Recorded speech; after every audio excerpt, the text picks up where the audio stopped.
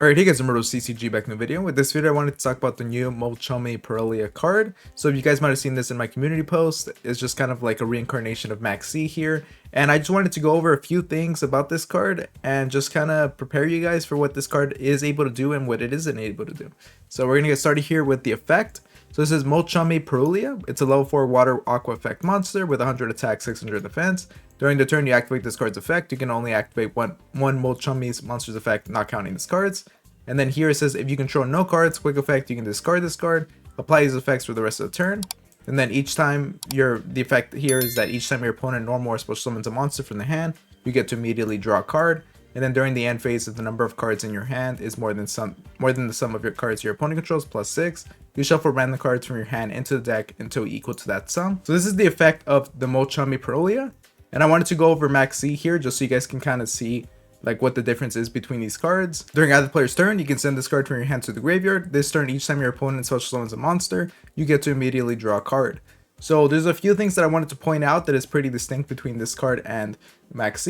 So the first thing is that you have to control no cards in order to use this card's effect. So if you see here, you have to control no cards in order to do so. That means that this card will not work if you're going first, which is pretty important.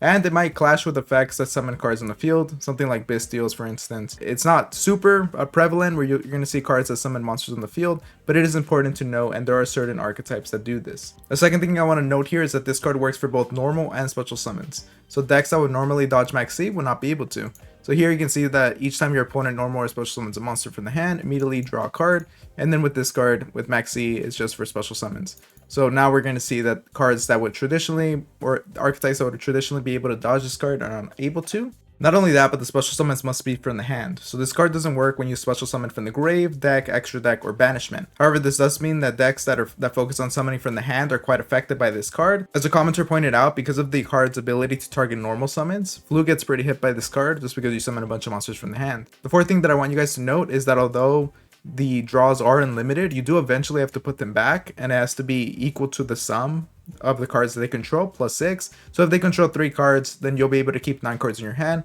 which is still pretty beneficial. You are going to have to put some cards back. So if you have 12 cards in your hand, you're going to have to shuffle 3 of them back, and it's going to be random there, so you're not going to be able to pick and choose, which is good overall. I think that's great, just so that your opponent isn't curating their hand. Now, I think this card has serious potential for decks that like to go second. So Tenpai, for instance, which is coming out soon in the TCG, is probably going to get some solid value out of this card, just because that deck likes to go second and has some pretty decent protections for it to go second. And being able to use this card on letting your opponent go first and activating it and just drawing into whatever you need, maybe your Bidora, just to enable your first turn play, then this can be a solid card. Just to search that out. While decks that like to choose to go first might run this on the side deck just because it might not be worth going second in the off chance that you might get this card. You never know, it's only 3 copies of this card, and it's definitely not worth playing around that. However, I think one of the most important features of this card is just the fact that it exists, and the implications of a card like this may be that Konami might be ready to just get rid of Maxx.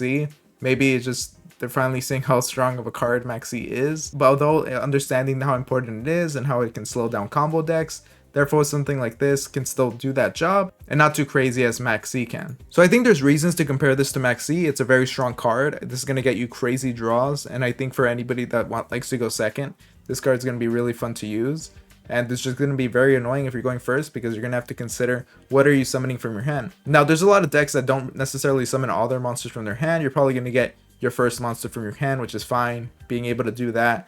Obviously, you're going to have to summon one thing from your hand from the beginning, unless you have a deck that can pitch something to the grave and then get it out, or summon something directly from the deck. But otherwise, most decks are going to be normal summoning or special summoning from the hand first.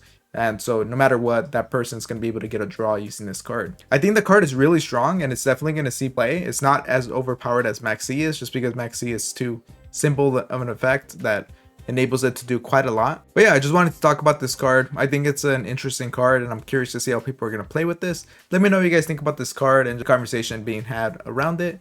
And I'll see you guys next time. Thank you for watching. Like, comment, subscribe. And if you want to consider becoming a member, make sure to check that out. But otherwise, thanks for watching.